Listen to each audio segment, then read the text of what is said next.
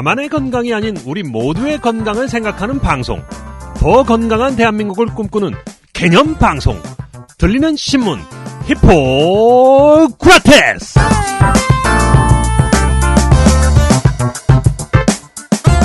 안녕하세요. 박쌤 박재영입니다. 안녕하세요. 김변 김선욱입니다. 네, 제38대 대한의사협회장 보궐선거가 진행됩니다. 저희도 특집을 마련했는데요. 일부 의사회원들은 현재 의협회장 보궐선거가 진행되고 있다는 사실도 모른다고 합니다. 그래서 저희 히포크라테스에서 후보자 3분을 모시고 그분들의 생각을 들어보는 시간을 마련을 했습니다. 이 시간에는 기호 3번 박종훈 후보님을 모시고 의견 들어보도록 하겠습니다. 잠시 광고 듣고 와서 박종훈 후보님 만나겠습니다.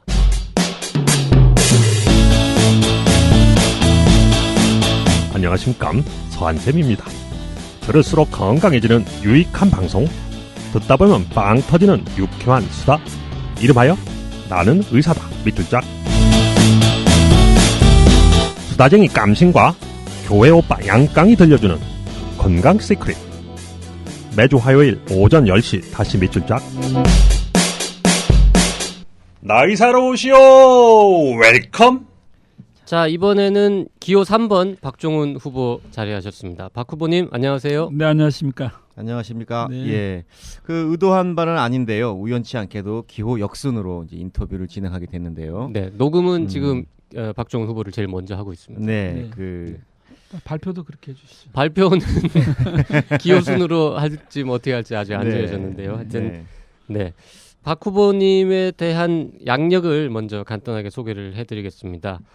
서울 탑동 초등학교 졸업하셨고요. 이게 어디 있는 학교죠? 아주 저 금천구에 있는 아주 열악한 동네에 있습니다. 제가 그 굳이 넣은 이유는 우리 초등학교에서 이렇게 잘된 동문이 없다고, 동기가 없다고 제 동기들이 꼭 좀 학교 좀 넣어달라 해서 제가 넣었습니다. 네, 그리고 문일중학교, 장훈고등학교를 졸업하셨는데요. 주로 다 이렇게 서울 남서쪽에서 네, 좀 학교를 주로 다니셨네요. 서울에 좀 그 외곽 쪽에 있는 그런 학교들이죠. 네. 소위 말하는 변두리 학교들입니다. 네, 1963년생이시고요. 64년생입니다. 64년생이세요? 네. 64년생이시고 네, 89년에 고대를 졸업하셨으니까 83학번이신가요? 네, 83학번입니다. 네, 64년생 83학번. 네, 재수 맞습니다. 없이 바로 들어가시죠. 예. 네. 네. 그리고 고려대학교 병원에서 인턴 레지던트 하시고 97년에 정형외과 전문의를 따셨고요. 그다음에 박사는 울산대학교에서 하셨고 공중보건의사를 다녀오셨고요. 근데 경상대학교 병원에서도 전임의를 하시고 서울 아산병원에서도 전임의를 하시고 원자력병원에서도 전임의를 하신 걸로 돼 있는데 네. 맞습니까? 네. 전임의를 이렇게 오래 여기저기서 하셨어요. 제가 전공한 분야가 정형외과에서 그 온콜로지, 그러니까 종양학인데요.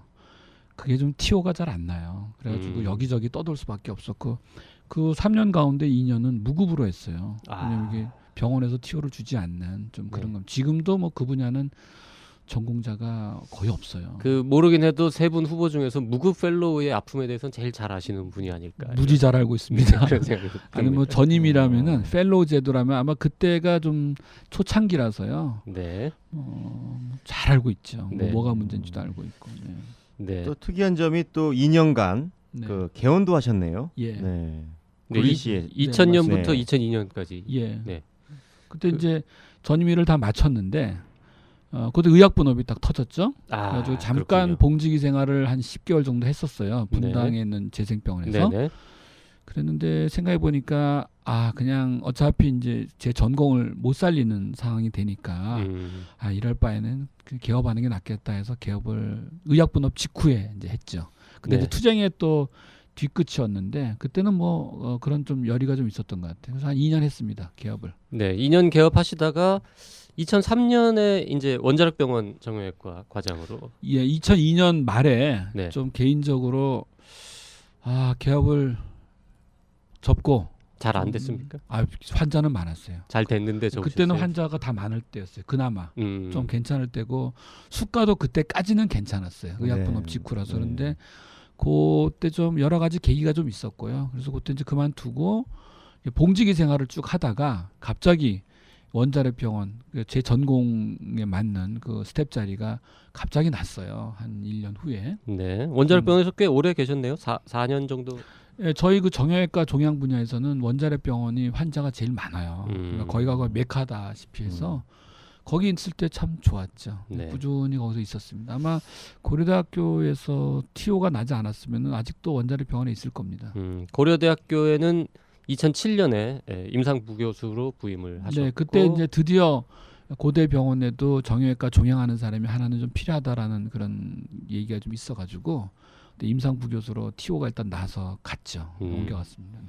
그리고 2010년에 이제 임상자를 떼고 정형외과 네. 교수가 되셨고 맞습니다. 네. 안암병원에서 적정질관리위원장도 하시고 네. 2012년부터 14년 1월까지는 고대의료원 대외협력실장도 맡으셨고요. 맞습니다. 네, 진료부원장도 맡으셨던 요거 것으로. 선거 나오기 전까지 진료부원장을 했었죠.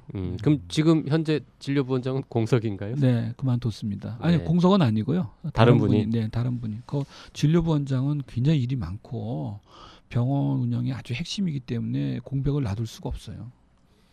그리고 다른 사회 활동들도 꽤 많이 하신 걸로 되어 있는데요. 네, 한국보건산업진흥원 비상임이사, 또 서울시의사회 학술이사, 방송통신심의위원회 광고분과 전문위원 이런 것들을 지내셨고 현재 맡고 계신 직책만 해도요. 국민권익위원회, 중앙행정심판위원회 보훈의료분과 위원, 또 한국원자력의학원 비상임이사, 그리고 북한인권의사회 공동대표 이런 직책도 있네요. 네, 맞습니다. 다 맞는 거죠? 지금 네, 이게 다 뭐 보고 정리한 거예요? 다 이거? 맞습니다. 후보자께서 직접 제출하신 자료 보고 예.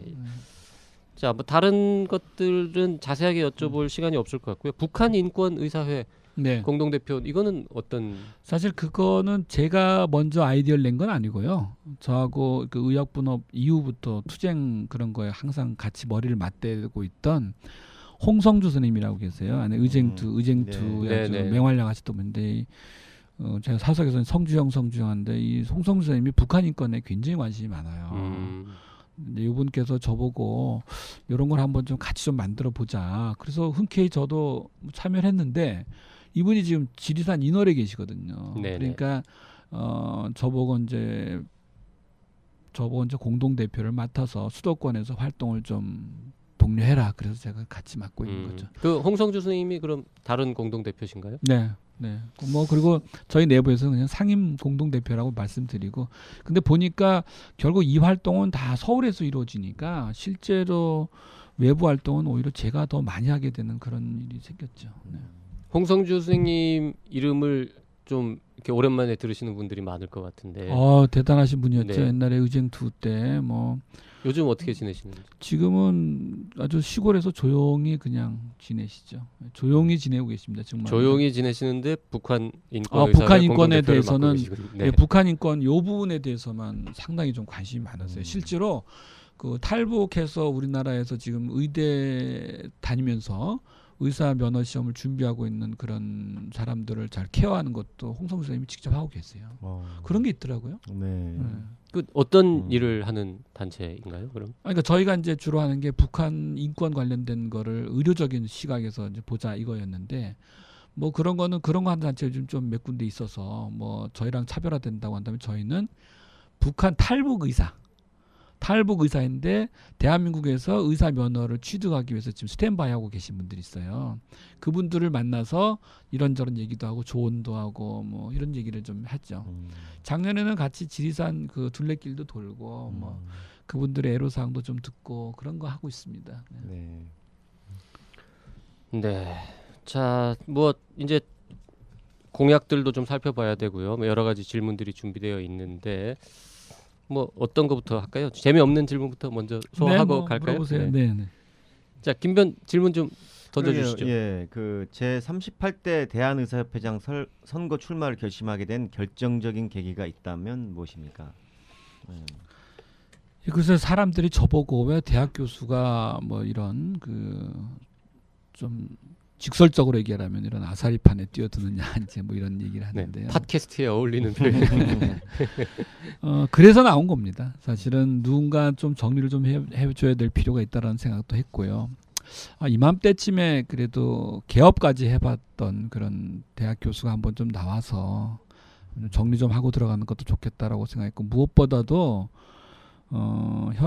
전이죠. 전 노한규 회장 집행부 때 2년 내내 그 집행부의 행태 또 주장 이런 거에 대해서 쓴소리를 많이 했던 사람 가운데 하나라서 또 일말에 좀 책임감을 좀 느끼고 있었습니다. 우리가 지적만 하고 대안을 제시 못하는 그런 거에 대해서 우리 비판적으로 보지 않습니까? 그래서 네. 저 같은 경우는 그런 부분에서 좀 책임감이 좀 있었다고 할까요? 그게 아마 계기가 됐던 것 같습니다. 그래요. 여기 지금 박 후보님께서 다른 두 후보님에 네. 비해서 그럼 강점이 있다면 어떤 네. 부분이 있을까요? 최고의 강점이라고 하면은 지난 14년 동안 의료계의 모습 또 정치적인 그런 정책 이런 거를 꾸준하게 두고 지켜보면서 제 목소리를 냈던 소위 말해서 이제 준비된 후보라는 게 첫 번째 강점. 또 왜 하필 14년이세요? 의약분업 이후. 아, 고전에는 그러면 저 이런 데는 그전- 관심이 없으셨군요. 그 전에는 우리나라 저 의료계에 제가 그때 어릴 때니까 뭐 전공이 마치고 무급펠로 하는데 뭐 의료 정책 관심 있었습니까? 뭐가 뭔지도 모르고 있다가 대개 의사들이 그렇습니다. 대개 의사들이 의약분업 이후에는 의료 정책이 어떻게 돌아가는지조차 관심도 없었을 때였거든요. 근데 그때가 이제 우리나라 젊은 의사들을 비롯한 모든 의사들이 정책이 중요하다는 걸 깨달은 시기였으니까 그때 이후로 지금까지 단 한 번도 의사협회 행보라든지 의료계 주장에 대해서 눈길을 뗀 적이 없습니다. 준비된 후보라는 거고요. 또 하나는 이게 아무래도 지금 사실 제가 볼 때 이제 전공의 문제가 상당히 큰데 이 전공의 문제를 늘 고민하는 사람이 교수들이잖아요. 네. 교수가 나와서 이제 전공의 문제를 근본적으로 바라본다는 것. 또 하나는 완전 내분이 돼 있거든요. 개원과 병원, 뭐 대학이 다 쪼개져 있는데 이 모든 거를 좀 통합할 수 있는 그런 자질은 되지 않느냐. 그렇게 제 장점을 그렇게 말씀드리고 싶습니다. 예, 뭐 후보님께서 이제 정책에 대해서 14년간 쭉 이제 관심을 가져오셨다고 하셨는데 네. 결국 이번 사태가 일어나게 된 게 결국 원격으로 시범 사업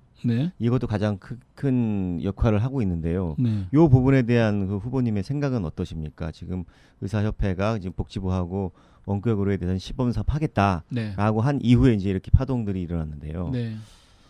물론 제가 볼 때는 원격 의료 시범 사업이 단초가 됐죠. 그것이 탄핵이라든지 이런 네. 데서 아주 좀 그 시발점이 되긴 됐지만 사실 이 사태 지금의 이 탄핵 전국과 보궐선거의 이 전국에는 뭐 그것 때문이라고 좀 보지는 않고요. 네. 어쨌든 간에 그거는 왜곡된 리더십의 문제 때문에 생긴 거라고 보고 있습니다. 네. 그런데 어쨌든 질문하신 대로 원격으로 시범 사업에 대해서 얘기를 하라고 한다면은 네. 저는 그 전 집행부가 얘기하듯이 시범 사업을 통해서 우리가 반대할 수 있는 원격 의료 사업을 반대할 수 있는 논리를 찾아내겠다. 이 주장은 그건 아니라고 봐요. 왜 그러냐면은 시범 사업이라는 게 그렇게 찾아낼 수가 있는 구조가 아니고요. 그다음에 정부는 이미 원격으로 시범 사업을 예전에 해봤거든요. 네. 그러니까 이게 시범 사업을 통해서 뭔가를 찾아낸다고 하는 거는 이론적으로는 맞는 소리일 수도 있지만 실제로는 가능성이 매우 희박한 것이기 때문에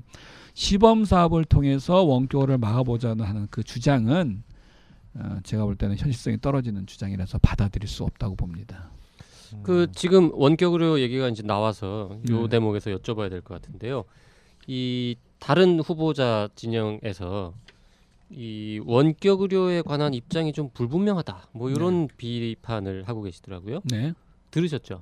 네, 네, 원격 의료에 대해서 뭐 원격 의료를 허용해도 원격 의료를 허용하면 개원가가 무너진다는 게 괴담이다. 뭐 이런 네. 식으로 어디에 네. 말씀하신 것으로 비판을 네. 하던데 요 네. 부분에 대해서는 어떻게 해명을? 그게 이제 우리가 이 원격 의료 관련된 문제를 토론회에서 많이 다룬 적이 있어요. 그렇죠? 정부와 또는 이제 의사협회 그리고 네.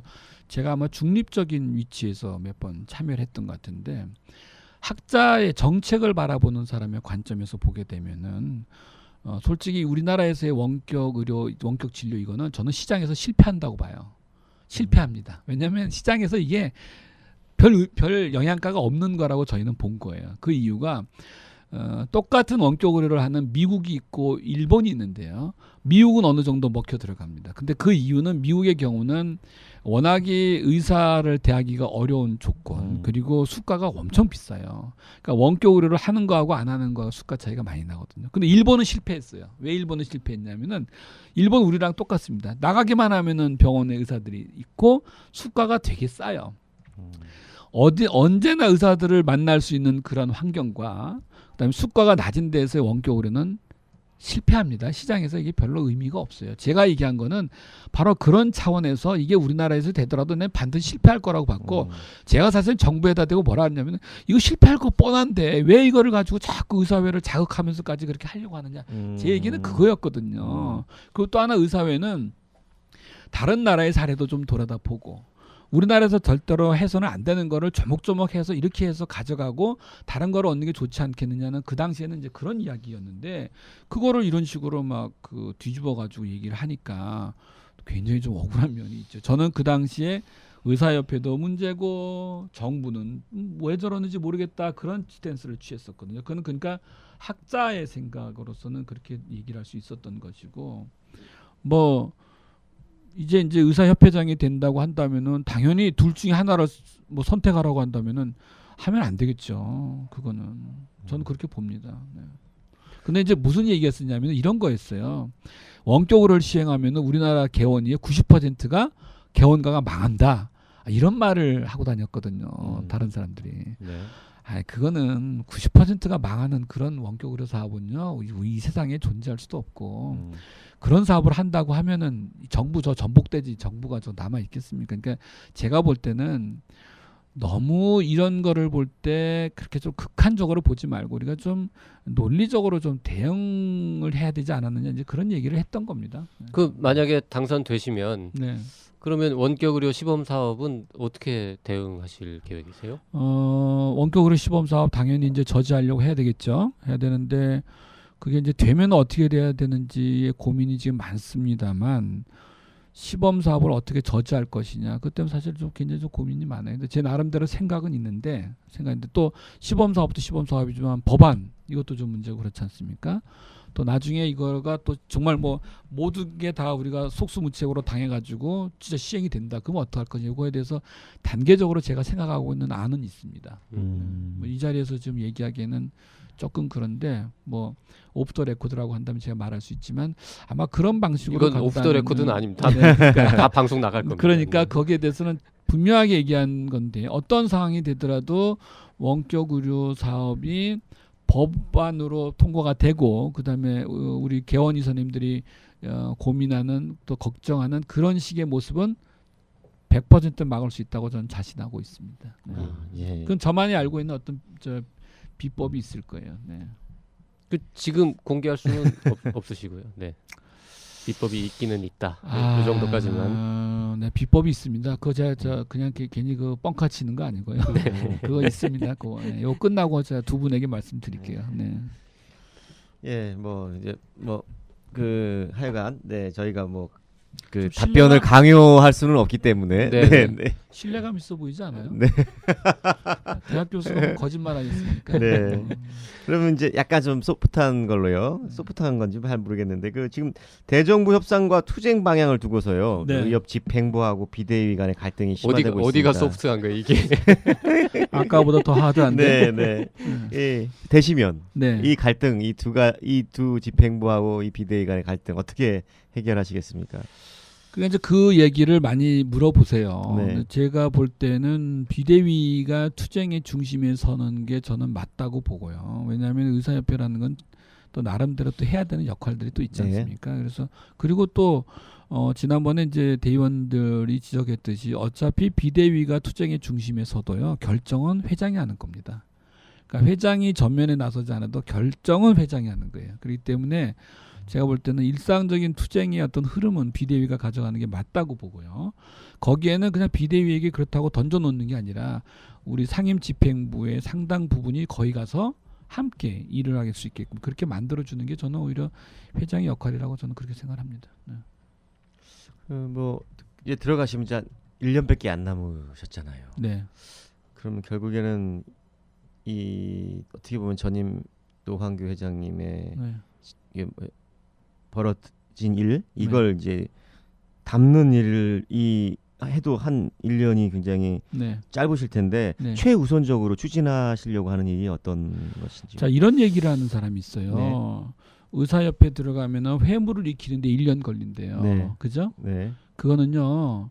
회무를 익히는 게 의협 회장의 역할이라고 생각하는 데서부터 비롯된 잘못된 생각인 거예요. 의협 회장이 말입니다. 회무를 직접 챙기면은 그거는 안 되는 거죠. 네. 의협 회장은 시작과 동시에 본인이 해야 될 일이 있고요. 네. 의협의 일상적인 회무라든지 이런 것은 경험 있고 투명한 그리고 정직한 상근 부회장과 총무이사 그리고 사무총장 이런 사람들에게 상당한 정권을 위임하고 네. 회장은 곧바로 다음 날서부터 외부로 뛰어야 돼요. 그래서 지금 다 갈등으로 돼 있는 개원의협이야 병원 간의 갈등 이런 거를 한 자리에 모을 수 있는 그런데 매진해서 분열을 통합하도록 그렇게 해야 되고 또 이 전공의 문제를 제가 볼 때는 조금 더 지금부터 좀 심도 있게 좀 그런 구성체를 만들고 또 대정부 역할하고 이런 거 해야지. 아니 회장이 들어가지고 사인하고 뭐 회무 집행하는 거 그거 하러 지금 우리 총무이사 뽑는 거 아니지 않습니까? 네. 제가 볼 때는 그게 그 생각 자체가 네. 잘못된 거라고 보고요. 저는 그 다음 날서부터 의사협회가 그야말로 하나 되는 모습으로 보이기 위해서 그리고 우리나라의 정책 집단으로서의 반듯한 모습을 보이기 위해서 외부로 뛸 겁니다. 네. 그 상근 부회장이나 총무이사 후보로 좀 염두에 두고 계신 분은 있으신가요? 그러면? 총무이사하고 사무총장까지는 제가 좀 염두에 두는 사람이 확실히 있는데요. 네. 이게 상근 부회장은 보니까 이게 상근이잖아요. 그야말로 그렇습니다. 병원을 네. 그만둬야 네. 되고 그래서 또 경험도 많아야 되고 해서 몇몇 분 제가 생각은 하고는 있는데 아직 거기까지는 뭐 선거 기간인데 제가 뭐 얘기하기는 좀 그렇더라고요. 네. 네. 결국 네. 그러니까 지금 예.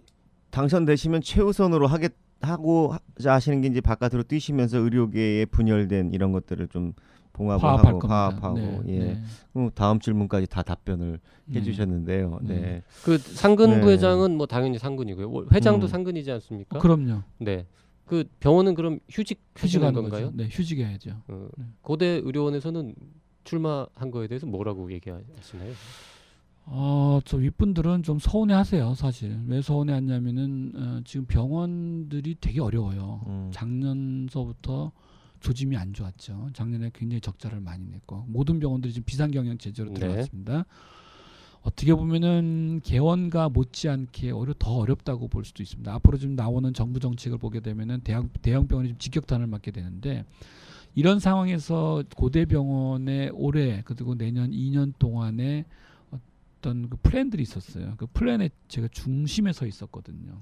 그러니까 단순하게 그냥 뭐 보직자가 아니라 그 병원을 새로운 모습으로 끌고 가기 위한 거는 이제 원장님과 부원장 이런 체제잖아요.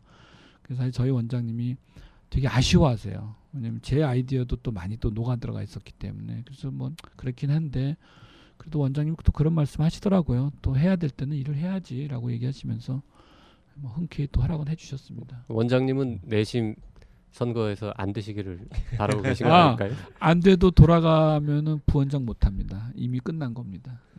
부원장은 안 하셔도 뭐 다른 또 제가 또 뭐 열심히 도와드려야죠. 저희 지금 병원장님이 굉장히 훌륭하신 분이 지금 지금 집행부가 되게 훌륭해요. 뭐 전임 집행부가 훌륭하지 않다는 게 아니라 그래서 잘 될 거라고 보고 있고요. 네, 잘 될 겁니다. 제가 또 뭐 밖에 있더라도 도와드릴 건 도와드리고 해야죠. 네. 이렇게 지금 우리 후보님께서는 의협의 발전을 위해서 참 어떤 좋은 보직도 이게 어떻게 버리시고 나오셨는데 백의종군 하시는 건데 실상은 지금 의협에 대해서는 회원들이 굉장히 무관심이 많거든요. 네.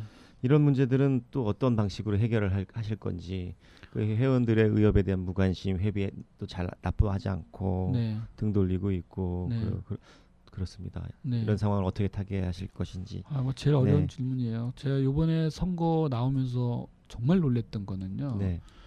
제 주변에 병원이 안 되는 거 아닙니다. 병원이 뭐 그럭저럭 잘 되는 그런 회원들, 제 친구들인데 투표권이 없어요. 그냥 물어보면은 의협회비를 안 냈더라고. 그래서 왜 안 냈냐고 하면은 야 뭐 의사협회가 뭐 하는 게 뭐 있다고 회비 내니 뭐 음. 이런 분위기가 그러니까 회비를 안 내는 분위기가 굉장히 정당한 논리로서 지금 퍼져 있다는 거죠. 네. 이게 왜 이렇게 됐는지를 모르겠어요. 그거는 협회가 회원들에게 신뢰감을 주지 못하는 거, 또 회원 관리도 엉망인 거 그런 것에서부터 시작을 해서 의사들의 자존감을 세울 수 있을 만한 일들을 다 저버렸다는 거. 그야말로 뭐 투쟁을 위한 투쟁만 한다고 하면서 뭐 내부 살림을 전혀 돌아보지 않은 그런 것들에 좀 문제가 있기 때문에 제때 이것이 해결될 거라고 생각되지 않습니다. 저는 어쨌든 간에 그 1년 동안에 의사협회가 그래도 대한민국 의사들의 단체이고 이거는 반드시 살려야 되겠다는 그런 생각이 들 정도로 열심히 뛰어서 초석을 다지는 게 제 일이라고 생각을 하고요. 그런 면에서 뭐 내가 아까 그러지 않습니까? 협회 안에서 사인하느라고 시간 다 보내지 말고 저 정말 돌아다닐 거예요. 돌아다녀서 이게 지금 하나 되지 않고서는 우리가 뭐 올바른 의료제도를 정착시킬 수 없다라는 거를 저 한번 보여드리겠습니다. 결국 사심 없이 노력하는 것밖에 없지 않습니까? 한 생각해 보세요. 회원들이 들은 소리라고는 협회가 뭐 회계도 불투명하다, 회원 관리도 안 한다 이런 소리만 들리는데 어느 회원이 거기다 대고서 그 회비를 내겠습니까? 좀 믿을 수 있을 만한 협회를 만들어야죠. 박 후보님께서는 그 의협 회비를 꾸준히 그동안 미납 없이 잘 내고 오셨나요? 그럼요. 혹시 뭐 세금 같은 것도 일반 세금도 잘 내오셨고 문제 없으시고? 뭐 우스갯소리 들으실지 몰라도 사람이 어떤 뜻을 품잖아요. 네. 그러면은 그 뜻을 품은 기간이 짧아서 과거를 돌아볼 때 결격 사유가 있는 그런 일이 있으면은 그 일 못하는 거거든요. 네. 요새 뭐 그런 일 많잖아요. 사실은. 많잖아요. 예, 제가 지금 그 박근혜 정부 때도 국무총리 후보로 그 거론되신 분 볼 때 내가 저런 분은 좀 문제가 있다라고 생각하는 거는 이 전관 예우나 이런 것에서부터 비롯된 문제라기보다는 네. 그 정도의 커리어를 갖고 계신 분이라고 한다면은 앞으로 내 인생에서 이런 것들이 문제가 될 것이다라고 하는 것쯤은 살면서 가까이 하면 안 되는 거였죠. 네. 저는 예측을 하셨어야 된다. 그럼요. 자기 네. 관리를 잘하는 사람이어야지. 그때 가서 자기 관리하려면 그게 됩니까? 네. 협회비도 마찬가지인 거예요. 내가 언젠가 한번은 우리 의사협회를 위해서 내가 한번 일 한번 해보겠다라는 생각을 가진 사람이라면은 네. 협회비를 중간에 안 냈다 하는 거는 그건 있을 수가 없는 그렇겠네요. 거예요. 네. 그거는 기본입니다. 그래서 우리 또 후보님께서 14년간 준비해 오셨다는 게 이제 그런 14년 동안 회비 네. 꼬박꼬박 잘 냈고 제가 어려운 기간 동안에도 냈는데 네. 요번에 보니까 딱 1년인가 한번 안 낸 건 뭐였냐면 제가 아까 얘기했듯이 무급 펠로를 했잖아요. 네. 적이 없었던 거예요. 네. 그 적이 없었던 때가 한번 제가 그건 안 낸 게 아니라 못 낸 거지 어디다 내야 될지도 모를 때였으니까 그거는 한번 있더라 90 몇 년도인가 한번 있는 것 같은데 그것까지도 그냥 내버렸어요. 네. 그렇지만 2000년도 이후에는 네. 그때는 제가 이제 못 낼 이유가 하나도 없었던 시절이니까 그때는 뭐 그런 일이 없었습니다.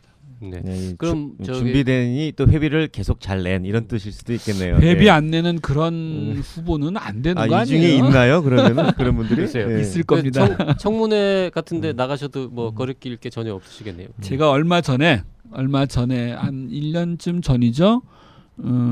공직에 한번 잠깐 나갈 수 있었던 기회가 있었어요. 네. 그때 이제 청와대 인사검증 들어갔는데 청와대 인사검증에서 저한테 전화 왔는데 뭐라는지 아세요? 의사 선생님 치고는 별로 걸릴 게 없네요. 그래가지고 걸린 게 없습니다. 네. 의사 선생님 치고는 예. 네. 그 말이 좀 애매하죠? 네. 의사가 네. 돈 되게 많은 줄 알아요. 네. 공직에 나갈 기회는 그래서 없어졌어요. 근데 그 얘기는 아까 경력사항에서 못 본 것 같은데. 네, 그게 뭐 그때 당시에 뭐 하여튼 좀 결격 사유는 없었는데 선택은 결격 사유도 안 되신- 없었고 제가 알고 있기로는 막판까지 되는 거였는데요. 제가 알고 있기로는 정치적으로 안 됐던 걸로 제가 그렇게 들었습니다. 나중에. 네. 뭐 그건 뭐 그렇고. 네. 네. 무슨 공직이었는지 굉장히 궁금하지만 뭐 나중에, 네, 네. 네, 녹음 나중에. 끄고 여쭤보도록 하겠습니다. 네. 또 추가적으로 또 전공의들이 좀 몇 가지 물어본 게 있더라고요. 저희가 네. 미리 좀 네. 전공의들의 녹음 네. 질문을 네. 녹음해 놓은 게 있습니다. 네. 그걸 잠깐 들어보실까요? 그럼? 네. 안녕하세요. 중앙대학교 응급학과 3년차 서곤입니다. 궁금한 게 있어서 질문 드리는데요. 원격 의료 시범 사업을 무효화하면 의정 합의도 없던 걸로 된다고 하는데 그렇게 될 경우 전공에 관련돼서 수련평가기구는 어떻게 할 생각인지 묻고 싶습니다. 2차 그러니까 어쨌든 지금 원격으로 시범사업 반대가 돼서 2차 의정 합의가 무효가 된다고 하면은 전공의 수련환경 개선 평가기구도 무효가 될 것이다라는 거는 거짓말입니다. 그래요? 왜 거짓말이냐면요. 그거는 정말 말도 안 되는 거짓말인 것이요. 전공에 관련된 부분은요. 의정 합의 훨씬 이전에 이미 대한전공의협의회하고 정부하고 다 합의가 된 거예요. 그거는 전 집행부가 이번 투쟁을 통해서 얻은 게 아닙니다. 얻은 게 전혀 상관이 없는 거였어요. 근데 거기다 그냥 갖다 얹어 놓으면서 마치 지난번 투쟁 때 얻은 것처럼 하는데 그거는 거짓말이에요. 따라서 이 부분에 대해서는 의정 합의가 파기되더라도 전공의 부분은 그냥 가는 거예요. 이거 전혀 걱정하실 필요가 없는 거예요. 이건 제가 여러 차례 확인했던 거예요. 근데 이거를 왜 자꾸 여기서 이렇게 써가지고 이거를 뭐 지난번 투쟁에 마치 그 어떤 승리물인 것처럼 하는데 그건 잘못된 얘기예요. 그 확인하셨다는 건 뭐 어디에 어떻게 확인하셨다는? 전공의 협의회 관련자들에게도 합의를 했고요. 저기 제가 물어봤고요. 언젠가 한번 무슨 일이 있을 때 그 정부 당국자한테도 이걸 한번 제가 확인을 해봤어요. 이거 진짜 어느 말이 맞는 거냐 했더니 그 정부 당국자도 이거는 이 투쟁 이전에 이미 다 합의된 건데 왜 이걸 가지고 자꾸 얘기를 하는지 모르겠다 그러더라고요. 정부 당국자라고 말씀하셨는데 좀 뭐 있습니다. 네. 그쪽하고도 커뮤니케이션 능력이 좀 채널이 많으신가 보네요. 지난번 토론회 때 제가 한번 토론회 같이 나갔을 때 토론회 이제 잠깐 쉴 때 있잖아요. 그때 저도 나갔었었는데 그때 내가 한번 물어봤더니 그 얘기를 하더라고요. 그거 이상하다고 그거는 그거 아닌데 전공의 문제는 그거 별개인데 이렇게 얘기를 하더라고요. 네. 그렇군요. 네, 자 전공의한테 질문을 하나 더 받아놓은 게 있는데요. 요거를 들어보겠습니다. 질문이 하나 더 있는데요. 2013년 대한의사협회 의료정책연구소에서 발행한 전국 회원 실태 조사 보고서에 보면 전공의 수련 교육을 받는 회원이 11.8%로 돼 있는데 지금 대의원회에서 전공의 관련 TO는 한 2% 남짓이거든요. 여기에 대해서 저희 전공의들이 되게 대의원에는 그 접근의 한계도 크고 그래서 수를 늘리는 게 저는 당연하다고 생각하는데 어떻게 할 생각인지 묻고 싶습니다. 네, 맞습니다. 그 전공의들의 그 전체 그 인원에 비해서 대의원 구성비가 상당히 낮죠. 지금 몇 명이죠? 전공의 대의원이? 지금 정확히 그 정도밖에 안 될 걸요. 네, 그게 굉장히 낮아요. 낮은데 이거에 대해서는 굳이 전공의뿐만이 아니라 몇몇 그런 직역이 있습니다. 그래서 요거는 뭐 제가 여기서 회장이 하는 건 아니지만 그 대의원회랑 잘 조율을 해가지고 요거는 좀 올려줄 필요도 있고 그리고 무엇보다도 이제 전공의 선생님들이 그만큼 좀 관심과 참여도를 높이는 게 더 중요할 것 같아요. 이 구성비는 아마 제가 알고 있기로는 어느 회장님이 되더라도 이거는 문제가 있는가라고 생각해서 반드시 좀 개정할 그런 의사가 있을 겁니다. 네. 그러면 전공의도 그렇고 뭐 이제 몇몇 그 대의원 숫자가 적은 그쪽 직역의 대의원 숫자를 늘리면 아무래도 상대적으로 개원의의 비중은 줄어들 수밖에 없을 텐데요. 그거는 괜찮나요? 그렇게 해도? 제가 여러 차례 그런 말을 하는데요. 대한의사협회가 개원의 선생님들만의 의협으로 가면은 우리 다 망합니다. 절단 나는 거예요. 그러니까 좀 뭐 이런 거 가지고 한다고 해서 뭐 개원의 선생님들이 뭐 불이익받거나 그런 거 아니지 않습니까? 다양한 목소리가 들어와야 되니까 그런 거는 제가 볼 때 뭐 대의원에 계신 개원의 선생님들이라도 제가 볼 때 충분히 받아들일 거라고 생각합니다. 그게 자꾸 의협에 논의를 할 때 개원이 봉직이 뭐 교수 전공 이거를 그렇게 이제 자꾸 이야기하는 자체가 조금 좀 안 맞지 않느냐 이렇게 생각합니다. 네. 좀 이제 개별적인 질문으로요. 그 후보님 지지자들이 그 의협 중앙선거관리위원회로부터 주의 조치를 받았다는 얘기가 있는데, 요거 입장이 어떠신지요? 한 분이 그 저 의협 프라장과 거기서 좀 상대 진영을 좀 지적하는 그런 걸 한번 했죠. 그리고 또 그것 때문에 좀 주의를 받았고 또 반대로 또 저쪽에 다른 후보도 또 받았어요. 받았는데 그 이후에 제가 이제 그분하고도 얘기를 했는데 좀 조심하라 이런 얘기를 많이 했고 왜 그랬냐면은 이번 선거에서 제가 원래 생각했던 거는 깨끗한 선거거든요. 깨끗한 선거라서 절대로 5점을 남기지 않았으면 좋겠다고 하는데 그리고 어쨌든 간에 저를 지지해 주는 분이 뭐 한 거니까 뭐 저로서는 뭐 그 정도로 얘기를 해야죠. 어떤 분들이 주로 후보님을 지지하나요? 주로 이제 저를 지지하는 분들은 좀 그동안의 의사협회의 행태에 대해서 좀 비판적인 시각을 가졌던 분들이 좀 많고요. 제가 볼 때는 이 사람들이 합리적인 중도 보수를 지향하는 사람들이 많다고 저는 생각을 합니다. 네. 좀 스탠스가 좀 그런 것이고, 네. 그다음에 의외로 지금 현재 저를 적극적으로 지지해 주시는 분들은 되게 이제 의사협회에서 임원이나 이런 거 하지 않았던 분들도 꽤 있어요. 그야 소위 말하는 그런 민초라고 우리가 얘기하잖아요. 네. 뭐 저는 그 표현은 그렇게 좋아하진 않지만 그런 분들이 꽤 있으면서 자기 목소리를 가진 분들이 꽤 있습니다. 네. 저도 좀 그런 사람 가운데 하나죠. 네. 네. 그러면 이제 이번 기회에 그 회원들에게 제시하는 이 박종훈표 공약 뭐 이게 있다면 좀 몇 가지 좀 소개시켜 주시죠. 이제 더 이상 개원이 선생님들만의 투쟁은 안 됩니다. 그런 식으로 가면 안 되고요. 의협은 정말 하나가 돼야 돼요. 다행이라고 하면 좀 그렇지만 지금은 병원계와 대학이나 이런 쪽에서도 우리가 하나 돼야 된다라는 그런 공감대가 좀 있어요. 예전과는 좀 다릅니다. 그만큼 그쪽도 지금 힘들어요.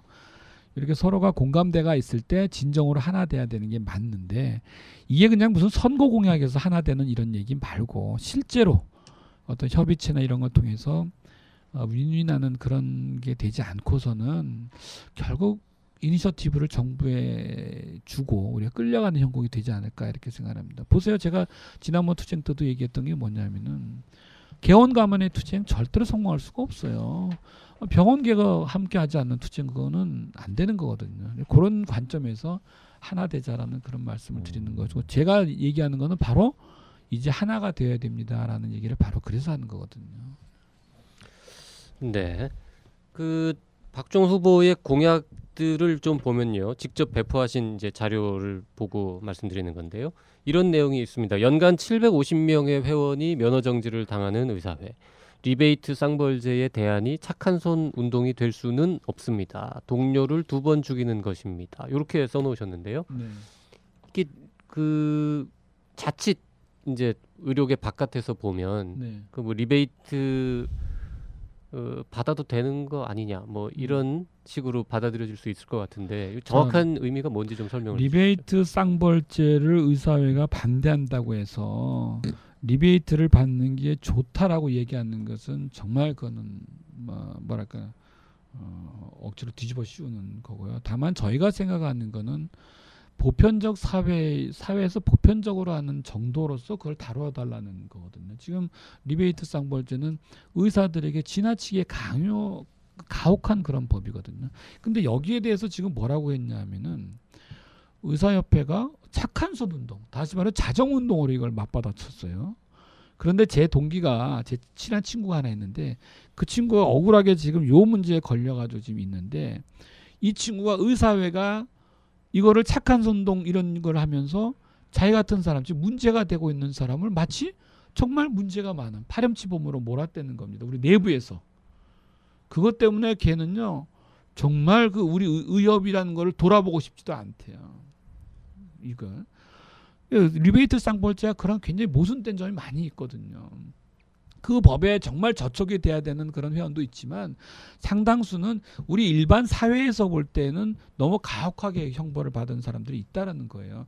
저희 주장은 왜 의사에게만 이렇게 가혹한 그런 잣대를 들이대는, 이거는 안 된다라는 거를 정면으로 받아쳤어야 되는데, 여기 우리 뭐 변호사님도 아시겠지만 이 뭐 위헌의 소지가 많다라는 건 법적에서는 다 얘기하는 건데, 그걸 갖다가 무슨 착한 손 운동이다 하고 우리가 자정선언한다고 하는데, 그런 식으로 따지면 우리 세상에 있는 모든 법이 죄 안 지으면 되는 거잖아요. 다 죄 안 지으면 되는 건데 그거를 자정선언으로 했다? 이거는 제가 볼 때는 우리 회원들의 그 가슴에 진짜 대못질 한 거라고 봐요. 그 정형외과는 뭐 약은 상대적으로 적게 쓰는 과입니다만은 기구나 뭐 이런 거 관련해서 네. 그다음에 이제 박종훈 후보께서는 종양 쪽 하시니까 아마 네. 약도 좀 많이 쓰실 것 같은데 네. 그 리베이트 뭐 이런 건에 그런 문제에 대해서는 자유로우신가요? 제가 좀 전에 뭐라 그랬죠? 제가 뭐라 했냐면 14년간 14년간 제가 준비했다 그렇죠? 14년간 네. 14년간 14년간은 안 받으셨다. 그런 유혹에 대해서요. 네. 제가 자신 있게 얘기하는 거는 문제될 만한 것에서는 제가 한 적이 없어요. 네. 그리고 청와대에서도 인사 검증하셨다잖아요. 네, 인사 검증 청와대에서 했습니다. 근데 그런 문제 없었고 그다음에 지금 이제 알고 계시는지 모르겠지만 그런 일이 별로 없어요. 실제로 지금 그런 유혹이 줄었다는 말씀이시죠? 거의 없어요. 요즘에 뭐 제약회사 직원이 뭐 와서 뭐 대학병원의 교수에게 뭐 리베이트 주고 이런 거 글쎄요, 나는 없는데 그거 기껏해야 이제 세미나 그건 정식적인 이제 공식적인 세미나라고 그렇게 뭐 도시락 주고 이런 건 있지 어디 뭐 요즘에 무슨 돈을 주고 뭐 그런 거 후원하고 이거는 하긴 뭐 절대 저기 없어요. 고대 의료원에서도 문제가 있으셨다면 진료 부원장이라는 높은 자리까지 또 하실 그럼요. 수는 없었겠죠. 그런 거 내부적으로도 있으면 큰일 납니다. 네. 다 그 검토가 이루어지지 않겠습니까? 네. 근데 이게 지금 좀 사회에 오해가 있는 것 같은 게 제가 그 학교 같은 거 다닐 때 다 제 돈으로 가거든요. 병원에서 조금 지원 나오고 그럼 어떤 분들은 그래요. 그 의사들이 학교 다니는 거 다 뭐 제약회사에서 스폰서 받아서 한다는데 저 그런 데가 어디 있어요? 그 큰일 나요. 그러다가는 회장이 되시면 그런 오해들도 좀 많이 이렇게 좀 개선을 하시는 일을 그럼요. 하셔야겠네요. 네. 근데 그런 거를 회장이 나서서 의사회가 그렇지 않다라는 걸 보여줘야 되는데 아니 회장이 나서서 무슨 우리는 그동안 잘못했습니다. 우리 과잉 진료했습니다. 왜 그런 거짓말을 했는지 저는 모르겠어요. 대부분의 의사들이 과잉 진료 그렇게 안 해요. 안 하는데 과잉 진료했다고 그렇게 선언하고 그거는 난 좀 이해할 수가 없는 그런 일들을 했어요.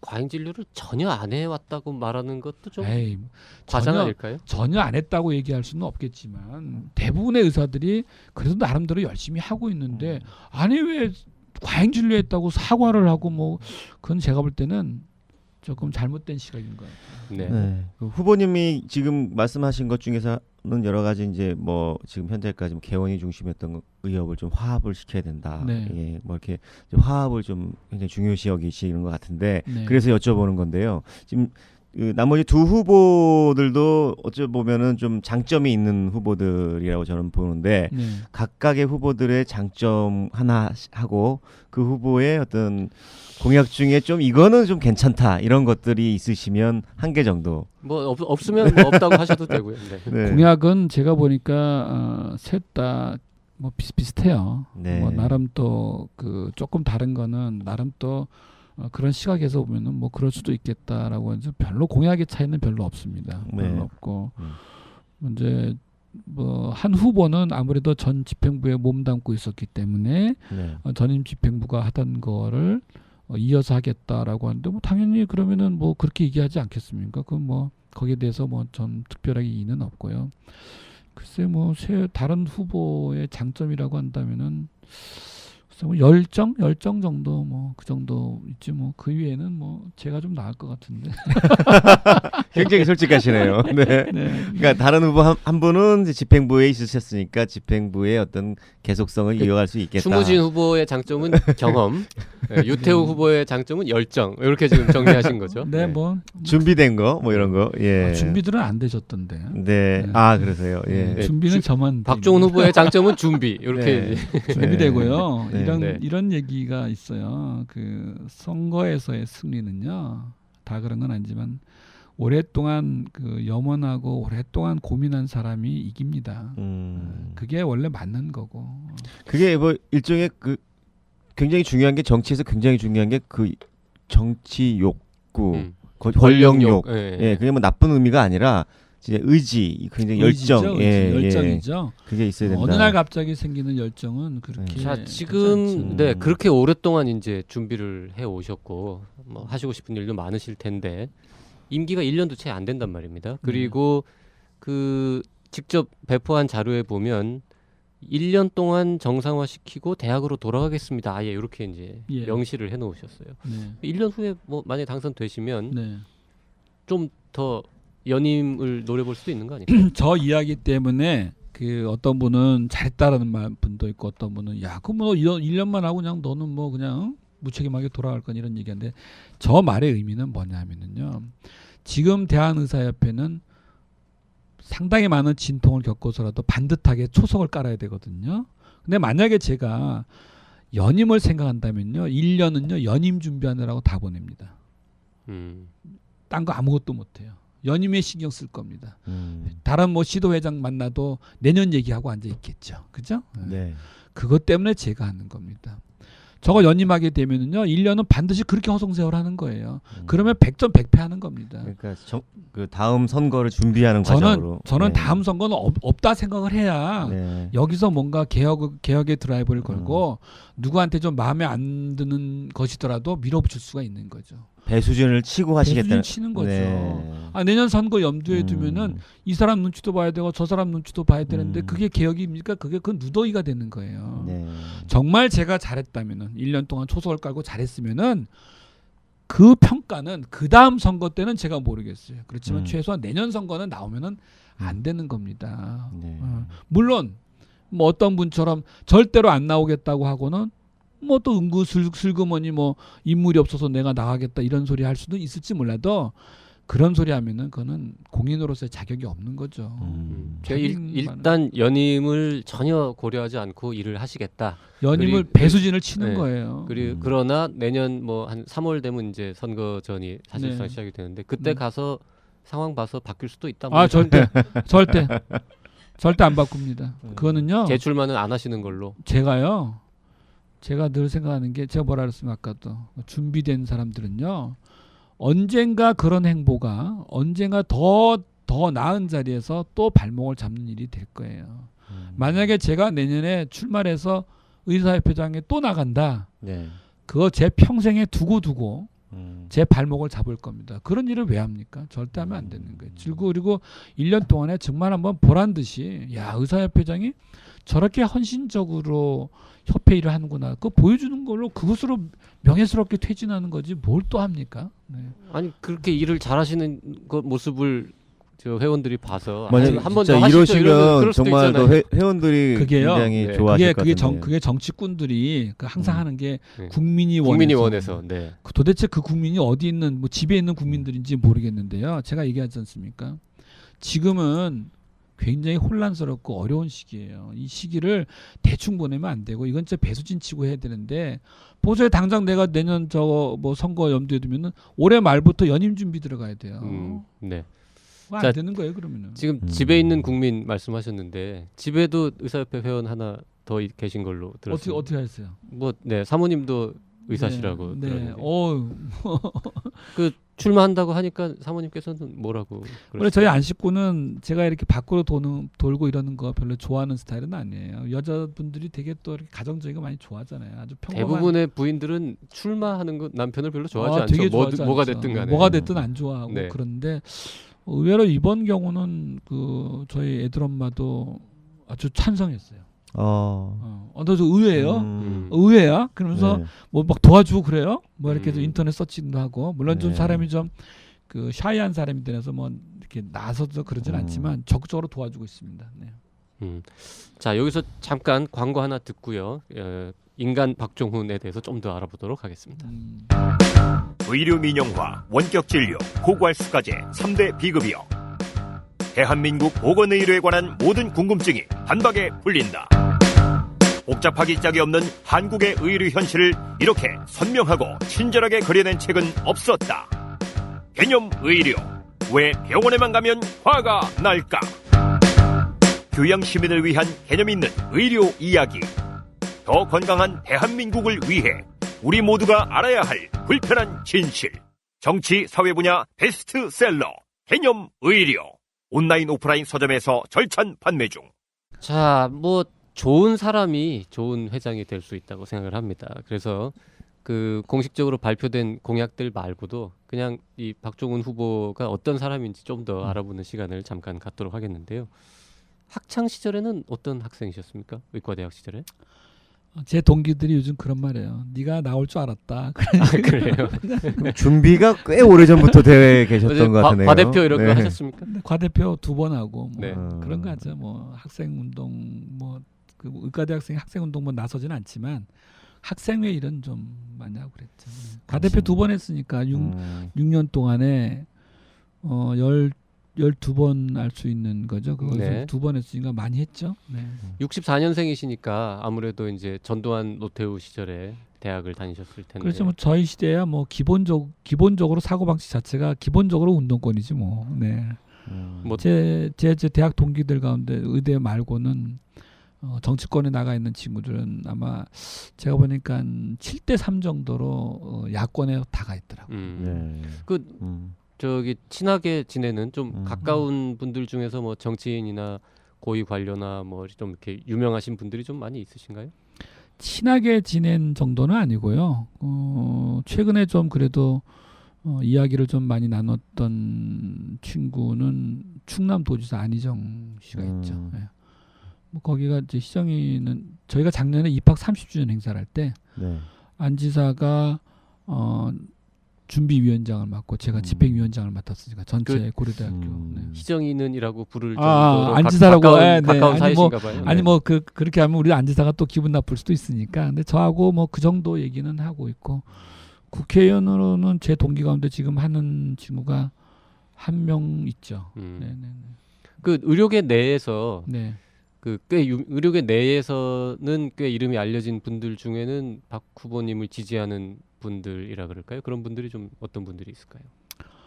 저를 지지해 주시는 분들이 꽤 있죠. 있는데 그 뭐 선거 운동원으로 이렇게 돼 있는 건 아니지만 그래도 저희 그 이제 학교 선배님들도 있고 그 이외에 또 바깥에 계신 분들도 있는데 주로 이제 보수층들이 많이 있죠. 아무래도 보수층이라는 용어가 의료계 내에서는 참 좀 애매하게 그렇죠. 쓰이는 말이에요. 애매한가요? 네. 네. 뭐 예를 들면은 뭐가 보수고 뭐가 진보인지가 좀. 네.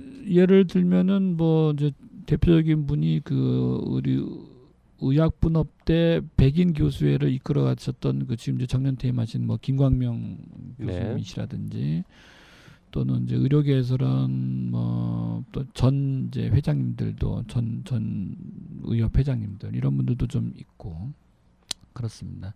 자 개인적으로 이제 좀 좋아하시는 분들은 학교 선배로는 우리 저 유광사 원장님이라고 계세요. 유광사 병원에 그런 분들 또 고대 유광사 홀이 있죠. 네네 우리 저 뭐 문영목 회장님 이런 선배님들이 좀 계시고요. 그 전임 의사협회 회장님들 중에서 그래도 저분은 좀 일을 잘하신 것 같다. 그런 분은 어떤 분이 정형외과 하시니까 또 김재정 회장님하고도 또 같은 고대시고 그래서 그러신가요? 아니면 이게 의협 회장 가운데 정형외과 출신들이 몇 분 계세요. 네. 김재정 회장님 계시고 또 경만호 회장님도 계시고 그렇죠. 네. 제가 볼 때는 제가 요즘에 이제 안 건데 예전에는 저도 이제 경 회장님에 대해서 좀 쓴소리도 좀 하고 했는데 최근에 제가 이제 이렇게 보니까 경만호 회장님 집행부 때 상임 이사들이 일을 잘했던 것 같아요. 그 당시에 의료 정책 최근에 그 지난 뭐 직전 노한규 집행부 때 한 것들 보면은 시작 자체가 경만호 회장님 집행부 때 시작된 것들이 많더라고요. 그래서 그때가 아마 이제 뭐 회장님의 개인의 어떤 이런 걸 떠나서 집행부 자체는 그때가 좀 그래도 좀 잘하지 않았는가 그런 생각을 좀 해봅니다. 취미는 어떤 거 갖고 계세요? 제가 취미가 이게 딱히 별게 없어요. 취미라고 하면은 뭐 글쎄 한 책 보고 영화 보는 정도. 스포츠도 그렇게 좋아하지도 않고. 뭐. 그 최근에 읽으신 책들은 어떤 게 있으십니까? 최근에 제가 주로 좀 종교 서적 뭐 이런 거 이런 그 종교 비판 서적 뭐 이런 거 좀 읽어서. 종교는 없으시고요? 다 믿습니다. 다 믿는 거. 네.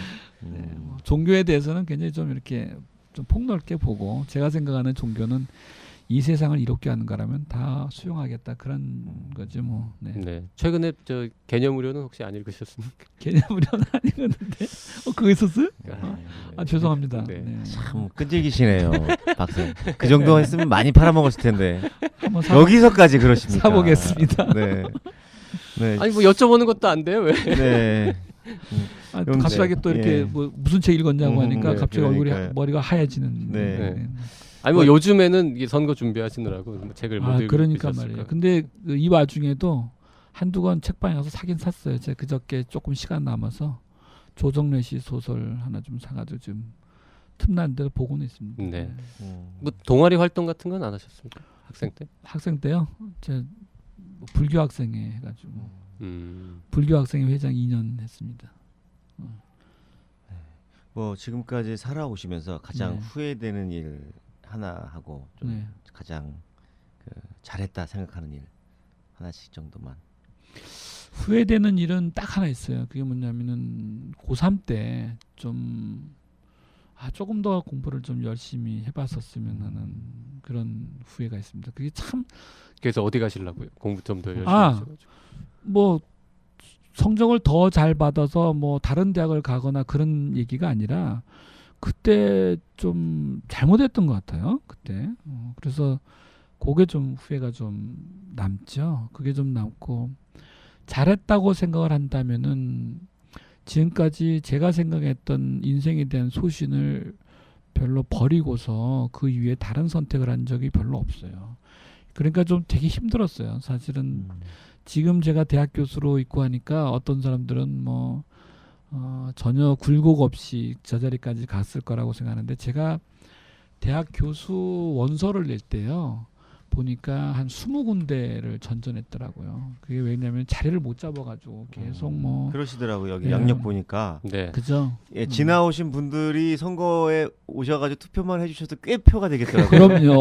엄청나게 네. 많은 곳을 그게 그럴 수밖에 네. 없는 게 예. 제가 그 2003년에요. 네. 2003년에 논두렁에 앉아가지고 출근하다가 하늘 쳐다봤어요. 내가 어떻게 하다가 이렇게 됐나? 제가 그 병원에서 급여를 못 받았는데 출근하고 있었거든요. 네. 11년 전에 이제 그런 일이 있었습니다. 그러게요. 그런 일들을 겪으면서도 단 한 번도 뭐 별로 이렇게 타협 같은 건 안 했었어요. 지금까지 초지일관 제 가는 길을 갔던 거고요. 그래서 오늘날 이런 일이 있는데 제 후배들이 저한테 와서 뭐 인생 상담할 때 제 이야기 쭉 해주면 애들이 그냥 알겠습니다 하고 돌아갑니다. 그 뭐냐면은 인생은 가봐야 되는 것 같아. 앞으로 어떻게 될지는 모르는 거잖아요. 네. 그게 뭐 장점이라면은 장점이 별로 흔들리지 않습니다. 이 질문을 뭐 좋아하실지 싫어하실지 모르겠습니다만은 아무래도 이번 선거가 이 친노한규 대 반노한규 이렇게 이제 규정되는 것 같은데요. 네. 노한규 후보를 비판하는 후보가 두 분이 계십니다. 그래서 네. 두 분이 단일화하는 게 뭐 어떠냐 이런 의견들을 네. 그냥 외부에서 하시는 분들이 있던데 네. 뭐 그 가능성이랄까요? 그런 건 전혀 고려하지 않으시나요? 첫 번째 얘기하신 그 친노 대 반노 구도는 저는 동의하지 않고요. 선거 기간 동안에 공식적인 멘트로는 저는 노한규라는 이름을 거론하지 않습니다. 그분 제가 여지껏 전집행부란 표현 많이 하죠. 네. 그러니까 이제 그 구도는 잘못된 구도죠. 그리고 지나간 사람입니다. 흘러간 물은 물레방아 돌리지 못하는 거잖아요. 그래서 그렇게 보는 거는 옳지 않다라고 보고요. 물론 이제 뭐 전 집행부에 대한 비난은 하지만 또 하나는 이제 그런 관점에서 볼 때 그 모 후보랑 저랑 단일화 얘기하는데 스타일이 너무 달라요. 제가 보니까 굉장히 스타일이 다르기 때문에 오로지 뭐 그 전 집행부를 비판했던 그것만 가지고서 해야 된다면은 그게야말로 야합 아니에요? 그거는 있을 수가 없는 거죠. 저는 그건 안 된다고 봐요. 네. 각자 자기의 스타일이 있는 자기 색깔이 있는 거지. 뭐 아니 이게 무슨 뭐 노한규 회장 뭐 없애려고 나오는 그게 아니잖아요. 네. 그렇게 보는 건 잘못됐다고 봅니다. 네. 그리고 저는 어떤 자리에 가서 그래요. 뭐 그 노한규 회장이 잘한 부분도 있고 뭐 지나간 거니까 그건 그대로 인정하고 뭐 잘못된 부분은 뭐 우리가 이제 시정하고 가면 되는 거지. 자꾸 그 지나간 사람 끄집어내 가지고 내표화 시킨다. 그거는 안 좋은 것 같아요. 네. 자, 지금 저희가 예정했던 시간이 거의 다 지났는데요. 네. 우리 저 유권자들에게 강한 임팩트로 뭐 지금 마지막으로 좀 한 1분 드릴 테니까 좀 어필을 좀 해주시면 좋을 것 같습니다. 네, 저는 내년도에 있을 3년 선거보다 3년 회장 임기 3년보다도 지금의 선거가 훨씬 더 중요하다고 봅니다. 이게 징검다리 역할을 해야 되고요. 이 징검다리를 할 수 있는 사람은 각 지역에 골고루 어우를 수 있는 그런 사람이 필요하다고 보고요. 이맘때쯤에는 한 징검다리로서 의협을 반듯하고 투명하게 할 수 있는 그런 사람이 좀 필요하지 않을까. 기호사 한번 저는 박종호는 아마 사심없이 1년 동안 그런 회원들의 기대에 부응할 거라고 저는 자신합니다. 좀 확실하게 밀어주시면은 이거 그냥 대충 승리해서 안 됩니다. 압도적으로 승리해서 제가 의협을 반듯하게 만들 수 있도록 좀 도와주시기 부탁드리겠습니다. 네, 감사합니다. 네, 감사합니다. 자, 남은 선거운동 기간 동안 열심히 전력 투구하시고 좋은 결과 있기를 네. 바라겠습니다. 네, 개인적으로 어떤 후보 좋아하세요? 저요? 전 뭐 여기서 말씀드리기는 저는 뭐 네, 손은 왜 세 개를 보이세요? 네, 카메라가 없다고 이렇게. 네. 네. 하여간 오늘 그 박정훈 후보님 좋은 말씀 감사드리고 꼭 선전하셔가지고 원하시는 것 꼭 되시기를 그 말하려다 지금 많이 네, 원하시는 결과 달성하시기 기원 드리겠습니다. 네, 오늘 저 바쁘실 텐데 출연해 주셔서 대단히 감사합니다. 감사합니다. 네, 고맙습니다. 오늘 히포크라테스는 여기까지입니다. 히포크라테스 청취자분들 중 의사들은 이번 방송을 통해서 어떤 후보가 의협회장에 적합한지 고민해보는 시간이 됐으면 합니다. 의사가 아니신 분들도 많이 들으시는데요. 그분들은 의료계를 대표하는 단체를 이끌겠다는 사람들이 어떤 생각을 갖고 있는지 한번 좀 들으시면서 여러 가지 생각을 하셨을 줄로 압니다. 네, 지금까지 PD 송수연, 작가 김은영이었습니다. 네, 그럼 들리는 신문 히포크라테스 2014년 6월 11일에 보내드린 선거 관련 특집 방송 마치겠습니다. 감사합니다.